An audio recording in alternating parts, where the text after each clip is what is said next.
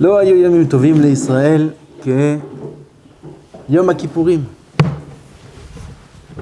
Il n'y a pas un jour plus beau pour Am Israël que Yom Kippour. Tout Béav et Yom Kippour. Combien on doit être sa mère que s'approche ce jour, qu'arrive ce grand jour-là de Yom Kippour. On a passé Elul, ça y est. Rosh Hashanah, ça y est. Là, on a Aseret et Teshuvah. 3 périodes. Dans chacune des périodes, la avoda est différente. L'approche, comment on se comporte avec Hachem, avec soi-même, qu'est-ce qu'on doit faire ces jours-là, c'est 3 périodes de travail différentes. Elul, comme ça dit le Rav Tzadka. Ani le dodi, ve dodi li. C'est Elul, נכון? ראשי תיבות, שכחנו. Ani le dodi, ve dodi li. C'est quoi la avoda de Elul? Ani le dodi, tu dis. Je suis avec Hachem. En quoi? En quoi t'as les dotra comme ça? Il demande le Rav Tzadka comme ça, il fait que les deux mains comme ça. Bema t'as les dodi, Bema. Dis-moi, raconte-moi en quoi tu t'appartiens à Hachem Yitbarach. En quoi t'es avec Hachem? Bema. Vous rigolez des mains?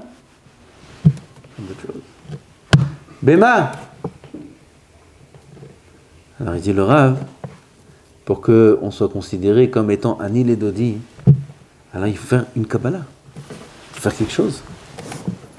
Même une petite chose. T'as un Nidibour, une demi-heure par jour.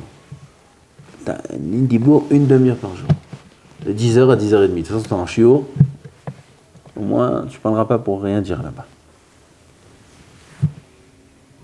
C'est pas dur. Tu as fait quelque chose en faisant ce petit geste. Tu appartiens à Hachem. Tu peux recevoir l'autre côté de la pièce qui est le Vedodi. Énorme.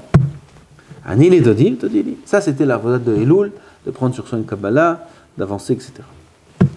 Ensuite, on a Rosh Hashanah. Rosh Hashanah, c'était quoi la voie de Rosh Hashanah? Kol Shana Shirasha Bitrilata, Atidali Ta'ashir Besofa. Comme ça, Chazal nous disent, chaque année, toute année qui est rache, pauvre au début, sera riche à la fin. C'est quoi pauvre au début? Qu'est-ce qu'il faut faire? Il faut jeter son argent. Il faut être pauvre. C'est quoi être pauvre? Dit Rashi qu'un homme est soumis. Achna'a. Il est soumis. Il se considère comme un pauvre, pas parce qu'il fait du cinéma, parce qu'il est vraiment pauvre. On est vraiment des pauvres. On est des pauvres types. Ça on dit, non? On dit aux autres, on ne dit pas à nous-mêmes. Il faut se dire à soi-même cette fois-ci. Pauvre type. Aïe, aïe, aïe. Il touche Kadamcha. On a parlé à Rosh Hashanah beaucoup de ça. Un moustique, il dit le Hida. Il dit le Hida Kadosh. Que si les Rishonim, ils se sont appelés eux-mêmes Hamorim, ils se sont appelés des ânes. Ou les Rishonim, pas les Rishonim, les Amoraïm. On a vu ça. Ils ont dit, si les Rishonim, les Amoraïm, ils ont dit, les Amoraïm de la Gemara, Abaye, Rava, les Amoraïm, ils ont dit, si les Rishonim, c'est-à-dire les Tanaïm, ce sont des Malachim, nous on est des hommes. Et si ce sont des hommes, des humains, nous on est des Hamorim. Donc ils se sont appelés Hamorim. Il dit, si les Amoraïm, ils se sont appelés des Hamorim, as nous on n'est même pas des Itushim, on n'est même pas des moustiques. Il y a une différence entre un Hamor et un moustique. Même pas des moustiques, on est. Comme ça, il dit le Chida sur lui-même. On est pauvre en Torah, on est pauvre en Hirat Shamaim, on est pauvre en mitzvot. C'est pas le moment d'expliquer combien on est pauvre. C'est pas le moment. Et chacun il doit comprendre ça. En comprenant combien étaient grands les Rishonim, combien étaient grands les Amoraïm, les Tanaïm, combien ils étaient grands. Combien ils étaient grands en Torah. Nous, on est pauvres. Le Hida, je ne suis pas arrivé encore, non. Je suis encore au Hida. Le Hida, il dit on est très pauvres. On est des moustiques, et même le titre de moustique est un peu trop grand. Comme ça, il dit. C'est un peu trop grand, le titre de moustique. Parce que moustique, c'est quand même quelque chose de bien. Ça, c'est le Hida. Le Hida, Allah Shalom, il a écrit 40, 50 livres. Il connaissait toute la Torah. Il connaissait tous les Sfarim, il a écrit un livre. Une fois, le Hida, il arrivait dans un pays, il tournait dans les pays pour ramasser de l'argent pour Yerushalayim. Il arrivait dans un pays, là-bas, il y avait le choléra, comment on dit, choléra, on dit en français. Et ils mettaient en quarantaine tous ceux qui arrivaient, comme le Covid. Ils mettaient en quarantaine tous ceux qui arrivaient. Et ils l'ont mis aussi en quarantaine, pour être sûr qu'il n'a pas de maladie. Et là-bas, en quarantaine, l'endroit où ils l'ont mis, il n'y avait rien. Il n'y avait pas de livre, il n'y avait pas de Beth Midrash, il n'y avait rien du tout. C'était une pièce enfermée. Il n'y avait rien là-bas, comme une prison. Je paraissais sans rien faire. Qu'est-ce qu'il a fait? Il a écrit le livre Shem Agdolim. Shem Agdolim du Chida, c'est tous les noms de tous les rabbanim, de tous les tzadikim, avec un petit peu de biographie très rapide. Et il a Marechet Asfarim, tous les noms de tous les livres. Qui a écrit, quand est-ce que ça a été écrit. Tout ça, il a fait de tête. Un livre, Shem Agdolim. Nous, même si on veut l'écrire avec, je ne sais pas comment, avec des ordinateurs, avec tous les... On n'arrivera pas, ça nous prendra beaucoup de temps à écrire un livre. Lui, il a écrit de tête. Ça, c'est le Hida. Et le Hida, il s'appelle moustique. Il touche, il dit, c'est un terme un peu trop grand pour nous, comme ça il dit. On a dit, parce que Hida, il dit, si les Rishonim, les Amorim, se sont appelés Hamorim, Azanachnu afilu lo itushim. Vous vous rendez compte? Je ne sais pas s'il y a besoin de passer à nous-mêmes maintenant. Je ne sais pas s'il y a besoin de le faire. Une Masechet, on ne connaît pas. Une. J'ai pas envie d'aller loin. Dire un daf, c'est honteux. Un daf, récite les Tosfotim. Un daf, un. Prends un daf, celui que tu veux, de tout le chasse, et récite les Tosfotim un après l'autre. Bravo. Un daf. Je sais pas qu'est-ce qu'il y a après il touche. Bédamik ici après il touche. Après moustique, il y a quoi? C'est pas faire comme si on est des moustiques. Si on était des moustiques, c'est bien. Il faut être conscient de ça. Kol shana shirasha bitchilata idi rashi she'anachnu muchna'im. On est conscient de ce qu'on est. On arrive Rosh Hashanah et on est soumis parce qu'on n'est rien. On n'est vraiment rien. Dommage, si j'avais le temps là maintenant, j'aurais lu un peu en vote à ce qu'il écrit, j'ai lu ça aujourd'hui. J'ai pas le temps. C'est obligé de lire ça, c'est une mitzvah, c'est obligé de lire ça. Sha'ar Behina, là-bas il explique comment il faut voir les merveilles d'Hachem dans la création de l'homme. C'est à pleurer. C'est incroyable. Incroyable ce que c'est un homme. Qu'est-ce que c'est un homme? D'où il vient l'homme? De rien du tout. Il explique là-bas les quatre yesodot, il y a l'eau, l'air, il dit d'où il vient l'homme? Il y a le zéra de l'homme et de la femme. Un ça s'appelle zéra, l'autre s'appelle du sang. D'où il vient le zéra et le sang? Il vient de ce qu'ils ont mangé. D'où il vient ce qu'ils ont mangé? Il vient du tsomeach, du végétal. Le végétal, il pousse de la terre. L'homme, il vient de rien du tout. Après, dans le ventre des parents, c'est devenu ce que c'est devenu. Et après, Akadosh Baruch Hu, il met un rouach. Et après, le bébé, il est dans le ventre de sa mère. Il est dans le ventre de sa mère. Personne ne peut lui donner à manger. Il est dans un endroit inaccessible, dans le ventre de la mer. Pourquoi Akadosh Baruch Hu l'a mis dans le ventre de la mer? L'endroit le plus protégé du monde. Il est protégé du froid, il est protégé du chaud, il est protégé du contact. Vous vous rendez compte, un tout petit bébé comme ça, s'il sortait dehors, on le touche, il meurt. Une infection, on sait ce qu'il peut y avoir. Un petit embryon. Pourquoi il dit un petit embryon? On ne peut pas le laisser comme ça dehors. Dans le ventre, protégé, avec des murailles. Et là-bas, il grandit doucement. D'où il mange?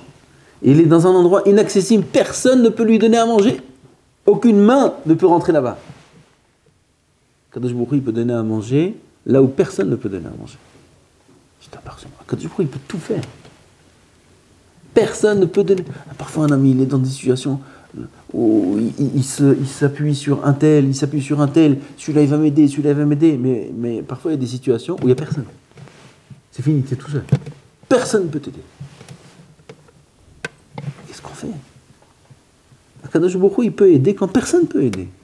Parce que même quand c'est les autres qui aident, c'est pas les autres, c'est Hachem qui aide.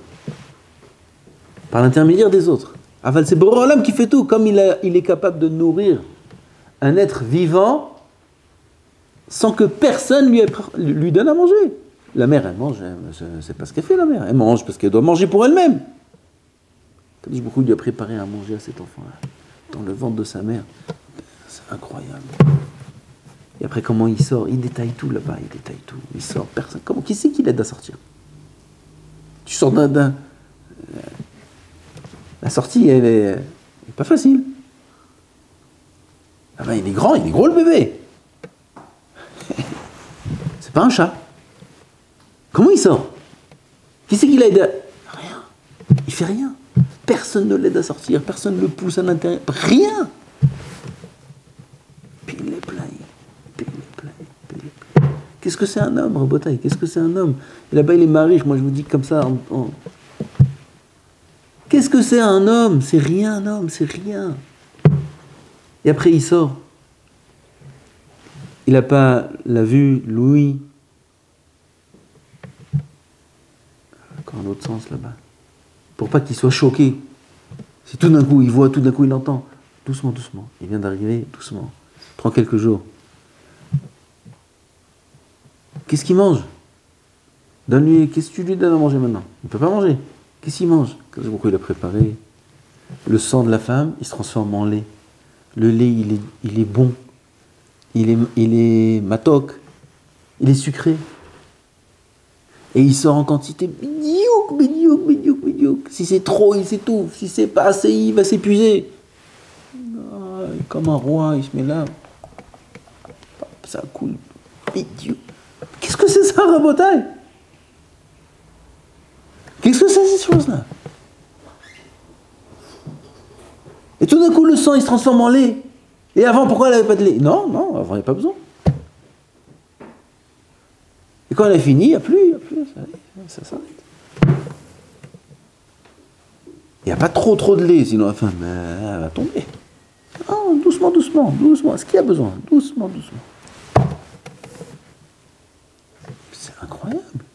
C'est incroyable, les chassadim de Boré Olam, c'est incroyable. Il faut être mitbonen dans ça. D'un côté, de l'autre côté, l'homme, il n'y a rien du tout, l'homme. Rien du tout, rien. Kol shana sheracha bitrilata, comme ça, il faut. Ça, c'est fini. Bon, c'est toute l'année, c'est bien de faire ça. Aval, Rosh Hashanah, c'était la avoda. Melech, c'est annulé, c'est effacé, être mitbatel à lui, comme on a expliqué. Ça, c'était Rosh Hashanah. Maintenant, on a. Qu'est-ce qu'on a? Aseret Yom Teshuvah, Yom Kippour. C'est quoi le travail de ces jours-là? Il y a un saïf dans le Shulchan Aruch. Il faut faire ce qui est écrit dans le Shulchan Aruch. Il faut tout faire. On a fait Teshuvah, ça y est. On a fait Teshuvah, on a accompli tout ce qui est écrit dans le Shulchan Aruch. Tout ce qu'on n'a pas accompli jusqu'à maintenant, il faut regretter. Qu'est-ce qu'il faut faire pendant ces jours-là? Dans le Shulchan Aruch, il y a une halakha. Bechol hayamim sheben Rosh Hashanah leyom HaKippurim marbim betfilot vetahanunim. Qu'est-ce qu'on fait ces jours-là? On est marbim. On fait beaucoup de tfilot, beaucoup de tahanonim, beaucoup de supplications. Beaucoup de tfilot. Si toute l'année, tu vois, un bahour, il peut étudier la Gemara, il sait étudier la Gemara, tu le vois avec un teilim.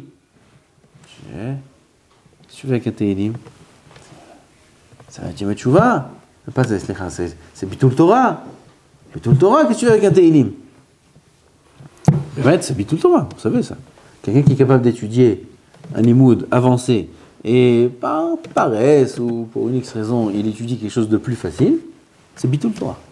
Il y a un livre d'histoire de Tzadikim alors qu'il peut étudier la Gemara. Il est en forme, il est bien, mais il n'a pas trop envie maintenant d'étudier la Gemara. Et il prend un livre d'Halacha ou un livre plus simple. Ça s'appelle Bitul Torah. Comme ça, des poskim écrits. Tout ça, c'est vrai toute l'année, sauf à Seret Yom Teshuvah. À Seret Yom Teshuvah, tu vois quelqu'un avec un Teilim en plein Seder. En plein Seder. Je ne dis pas de faire ça. En plein Seder, tu le vois avec un livre de Teilim. Il est sérieux. Il n'est pas à manger comme ça avec un livre de Teilim. Il est sérieux, tu le vois. On ne sait pas faire des supplications vraiment. On ne sait pas parler à Hachem. On ne sait pas. Celui qui sait, Tsuyan, alors qui parle avec sa langue à lui, avec sa manière de parler à lui, c'est le mieux. À combien tu as 5 minutes 10 minutes. Alors qu'est-ce qu'on fait? On supplie Hachem à travers les Teilim. Là-bas, dans les Teilim, c'est écrit tout ce que chacun a besoin. Tout le monde chacun peut se retrouver dans le Teilim. Chacun peut retrouver ce qu'il a besoin chez lui dans le Teilim. David Amelech, il a parlé pour toi, mais c'est parfois un bataille incroyable même. Je vous dis, celui qui fait attention, incroyable. Il y a des choses là-bas, c'est incroyable. Bidou que toi. Toi et toi et toi et toi et moi. Tout le monde se retrouve là-bas. Bidiouk. Alors à travers les Teilim, on est mitranen Hashem Yitbarach. On est mitranen Hashem Yitbarach. Ça c'est notre travail. Aseret Yom Teshuvah.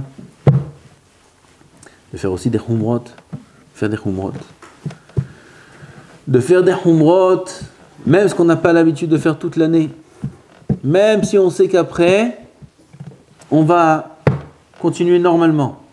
Comme la halakha suivante, pas de palta, le pain de goy. Pain de goy, il y a une humra de ne pas le manger à Seret Yom Teshuvah. Tout celui qui mange pas de palta, le pain du goy toute l'année, c'est moutard, mais c'est moutard de manger du pain du goy.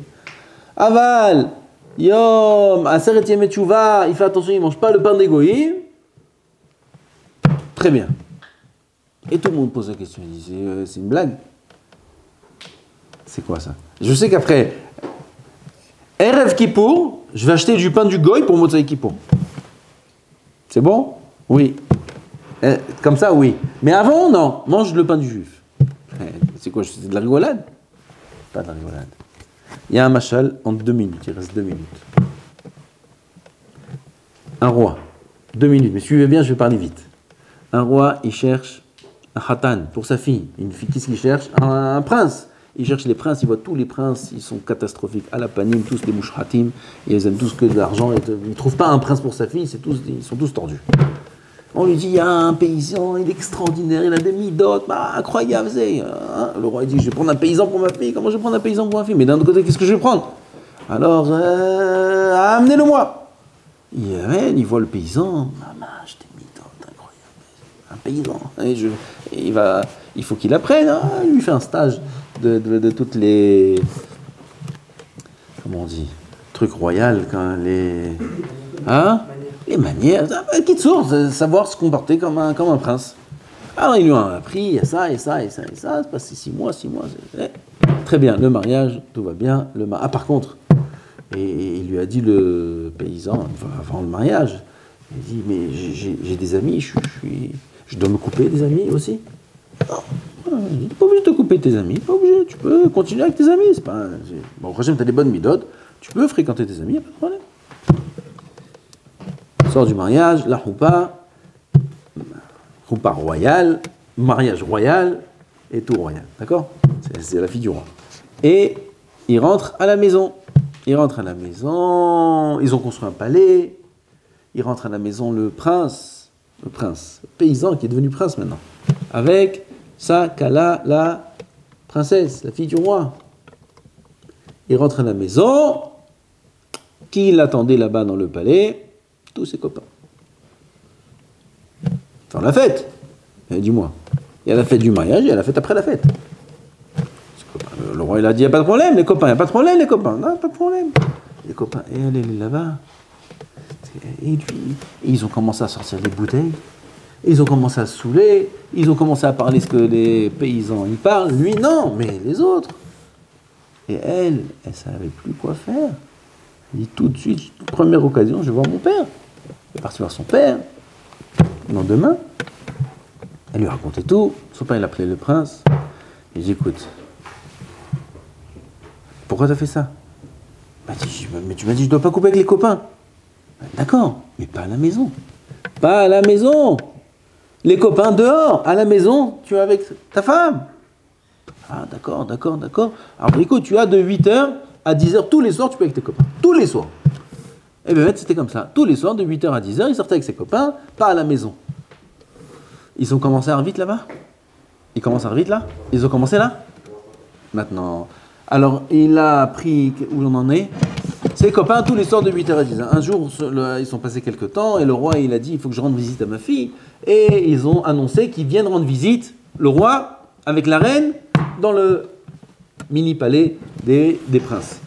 Et ils ont tout préparé, il est arrivé le roi, le soir, il est arrivé, l'orchestre, le tapis rouge, ils ont reçu le roi comme il faut recevoir le roi, comme ça, son gendre l'a reçu à la maison, avec la reine, et à table, etc., et le service, ils ont commencé à et arrivé 8h, le prince, le paysan, il se lève de table. Il se lève de table. Il dit, où tu vas? Sa femme, elle dit, où tu vas? Où tu vas? Il dit, comment, où je vais?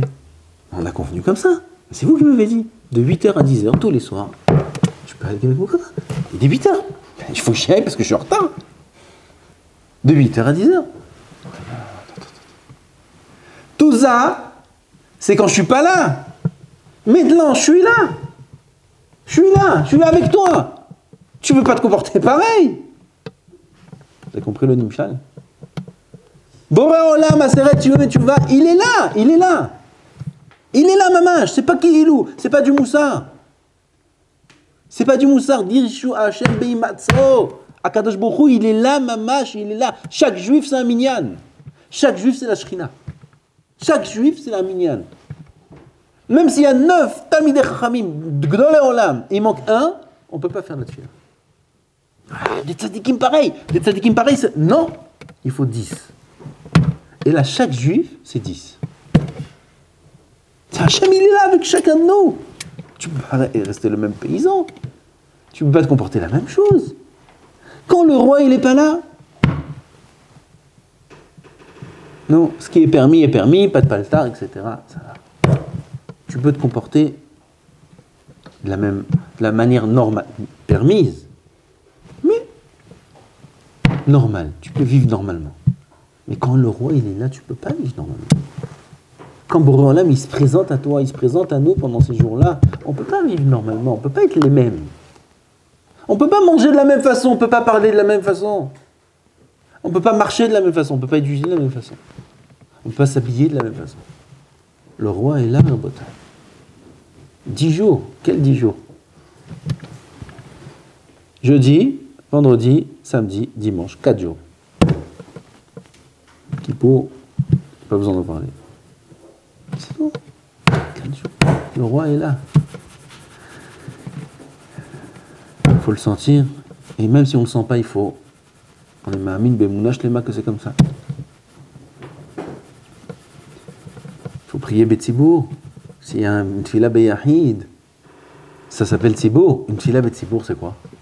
C'est une chose, une darga que tu peux avoir que les 10 jours. Je parle vite, comprenez. Dites-nous ce que je vous dis. On a une darga dans la tefila qu'on peut avoir que à Aseret Yom Teshuvah, qui n'existe pas toute l'année. Davka Teshuvah, une tefila betzibour. C'est une prina de plus que minyan. Je ne sais pas comment ça s'appelle. Ça s'appelle Aseret Yom Teshuvah. On peut ne pas prier Betzibour, on peut ne pas prier à l'heure, on peut se comporter de la même façon, on peut venir en retard. Pas quand le roi est là, pas quand le roi est là. On peut parler de Varim Betelim, pas quand le roi est là. Toute l'année, parle, rigole. Pas quand le roi se trouve là. Le roi se trouve là, c'est différent. On est mahmir. On fait beaucoup plus attention au respect de l'autre. On fait beaucoup plus attention à cette fille-là. On fait beaucoup plus attention à la manière dont on lui parle. C'est 10 jours, ça racole. C'est pas beaucoup. Il nous reste que 4 jours de Aseret Yom Teshuvah, sans kippour. Il faut qu'on en profite un maximum. Un maximum, même si on n'a pas bien exploité les 6 derniers jours. Il reste encore 4 jours. Le roi, il est encore là. Il n'est pas parti.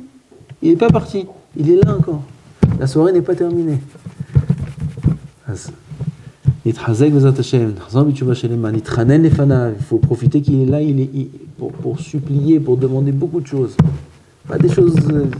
aussi, on peut demander ce qu'on veut, mais surtout des choses qui vont nous apporter une vie plus facile toute l'année, une vie où on le sentira, où on vivra Hachem toute l'année, où ça ira de Shamaï, mais reste dans notre cœur toute l'année. Où il nous donne des forces, des ailes, il peut nous donner pour s'envoler toute l'année dans sa avoda. Hachem Ezakel. Baruch Adonai l'olam. Amen ve amen.